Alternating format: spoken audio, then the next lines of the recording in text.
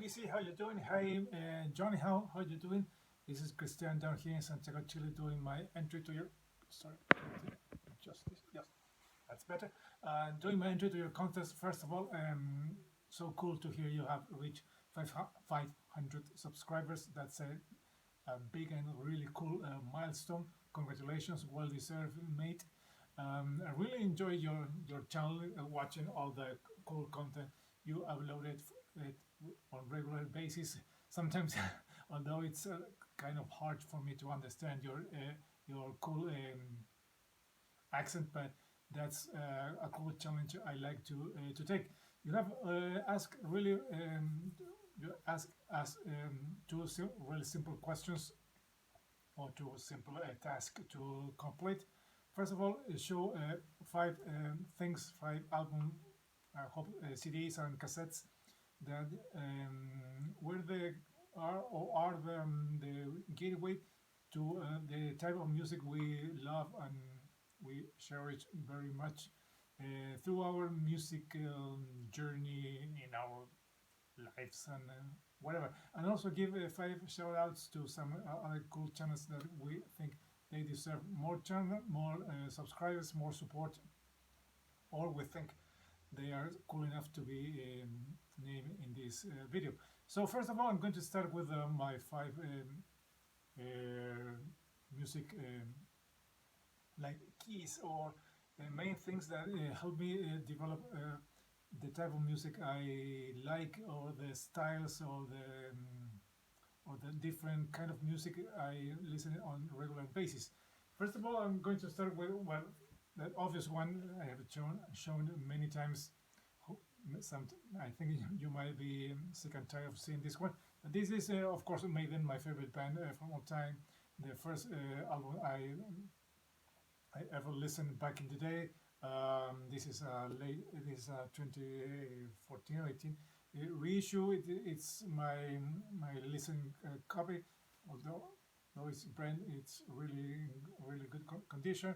I also have CDs and cassettes. So this is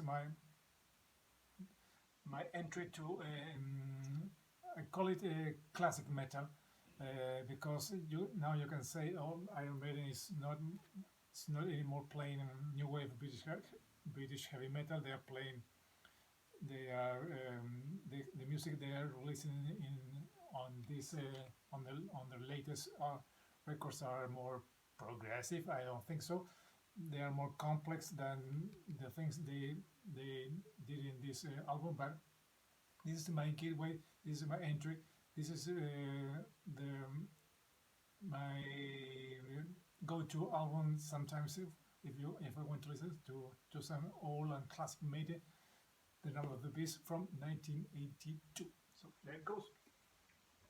Next one, my gateway, my entry to hard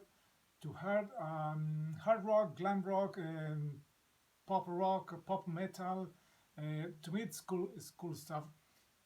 I remember watching the video many times.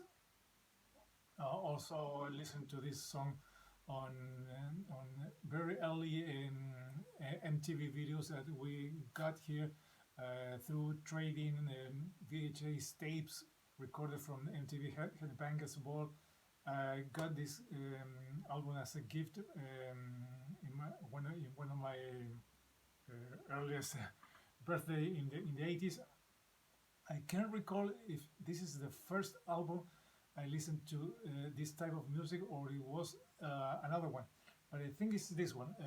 This one is, of course, Rat Out of the Cellar, their first full length album, because they had an EP before.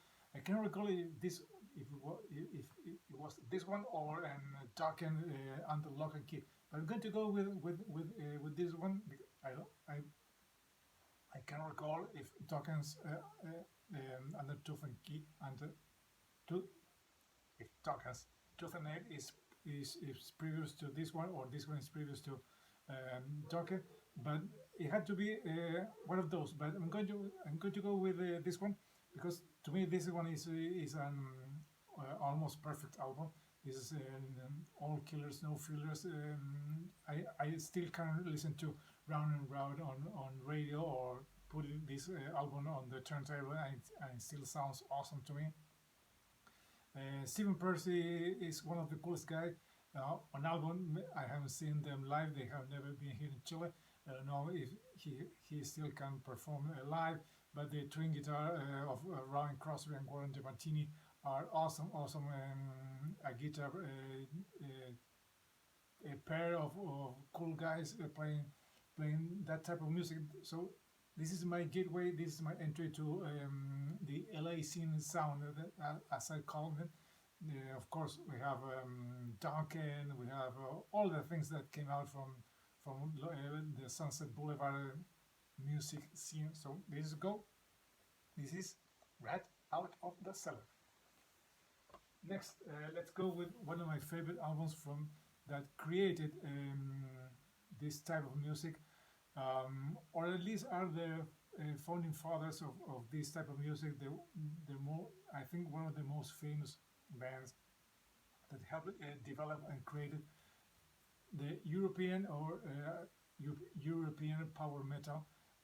Halloween, Keeper of the Seven Keys, Part 1. I remember listening to this album by accident on a local radio that play this type of music, that play heavy music Sundays afternoon at 6 o'clock, and they play this album in its entirety, and I recorded on some dub tape, and I thought, wow, this is awesome. This is made on asteroids. This is Bruce Dickinson with a even higher pitch. The twin, the two guitars of Kai Hansen and Mikhail Vaikath. It's awesome, awesome. The drumming is it's great. It's Nico, but it's faster. It's more furious. The blast beats are great. Everything is great from this band. Where are they from? Who are they? What are they playing? I have no idea what they were doing back in the day. This is 1987. This is Halloween, Keeper of the Seven Keys, Part 1. One of the best albums in power metal, in my opinion. So there it goes. 3, 4. This is where I discovered this band. I'm going to say I discovered them on their first one, on their debut, because no, that did not happen. I got this album maybe on the same year it was released, or even 1 year later. But I do remember clearly listening to the first track, and I thought, well, holy shit, that is heavy as fuck. I have never heard anything like that. Who are these guys? What are they saying? What are they playing? And it's Metallica, Ride the Lightning. And this is an early person, or maybe an OG from back in the day. This is an awesome album. We all know this album from start to finish. Some may say Escape is the weakest song they have ever wrote from the first 4 albums. Maybe. I listened to it a couple of days ago, and I thought it's not that it's really good. It's not maybe it's not a masterpiece, but it's really good. And of course, 2 of my favorite songs are here, or even 3. Fight Fire with Fire, the opening track. It sets the bar so high that everything after that has to be as good as that song. Ride the Line, For Whom the Bell Tolls, Fade to Black, Travel Under Ice, awesome. Craving Death, Scale, and Call of Cthulhu. To me, this is almost a perfect album. As good as Master of Puppet, as good as Justice for All, as good as Kill 'Em All. The first 4 Metallica albums are mandatory, and this is my entry to thrash, as old school used to play it, and I think one of the best things they have ever done since their inception. And finally, a cassette. This is a very old cassette we got with my brother back in the day. We used to play this constantly when we travel, when we were riding with my family. we always ask them to put this cassette. This is from 1980 or 81. I can see. I don't think the font is so small, but this is my gateway to more classic rock, to all bands from the 70s. That in the 80s, of course, they have struggles trying to adapt to the new sound that they knew that this decade was bringing to music with a more polished and, I don't know, synthetic production with sometimes thinner sounds in the drums, with more use of the keyboards. But this album is kind of unique because it's at the late of the 70s, early 80s. It's in that cool period of time when these classic bands, were trying to figure out what to do with their sound and how to adapt to the new decade. And it's Queen. This is The Game. This is an Chilean pressing from back in the day. As you can see, it says instead of The Game, it says El Juego. There it says The Game. And as you might guess, everything is translated in Spanish. Nothing inside the J card. This album helped me to kind of discover or try to look out what these bands were doing in the 70s. I mean, helping to in further years to discover what Black Sabbath was doing in the 70s, because I have no idea what they were doing in the 80s. No one was listening to Black Sabbath in the from 84, 85 onwards. Of course, we had Ronnie James Dio in the early 80s, but from 83, 84, no one was listening to Sabbath. Zeppelin was a long time gone. They were kind of disbanded. The classic bands from that era were on hiatus or trying to figure out what to do. Well, Deep Purple was in that also in hiatus.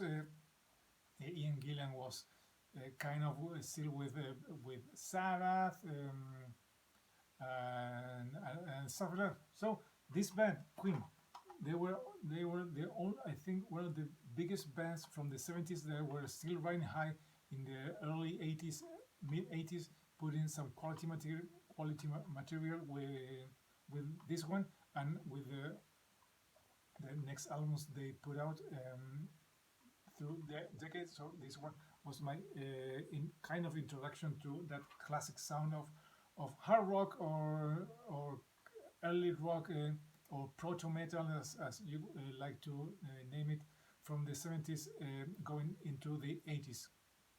So those are my five albums that helped me to discover this different type of music that I still listen to on a regular basis.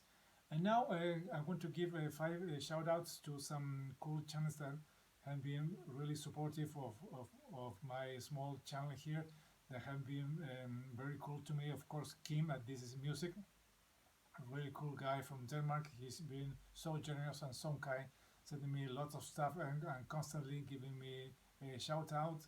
Of course, I would like to give a shout out to a cool guy, two cool guys in Finland that they put out great stuff. Of course, one is Tommy from Vinyl Nut. He's very much into hardcore and Finnish punk. Really cool guy. Also, Mr. Finglish from from Talking Hands, from Bad English Rex.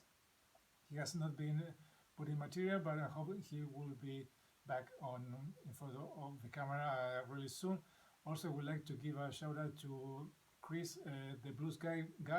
He has not been putting material, but he's really one of the biggest names in blues here in the BC. Also, I would like to give a cool shout out to Robert Hagerman of Robert at My Town Driver, a really cool guy also in Canada. He's also been really supportive of my channel, a really cool guy. And also I would like to give a shout out to Thomas at Merciful Metal, a really cool guy. Also, he's in the Netherlands.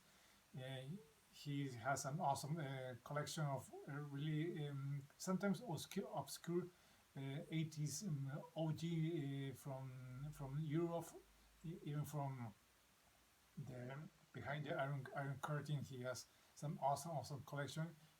A couple of days ago, he was showing some cool Japanese pop band that he was really proud to show them for the first time and saying it was his favorite band. His favorite band. Who will guess that a guy named whose channel is Merciful Metal. His favorite band is an 80s pop band, but that's even cooler coming from him. So those are my five shout outs. John, hope you like them. Hope you like them, and hope you, if you are not familiar with one of those channels, please give it a sub or go and visit them, and of course leave a link below so you can check them out. Thanks again for having this contest. This is Christian down here in Santiago, Chile, saying goodbye till next time. See ya.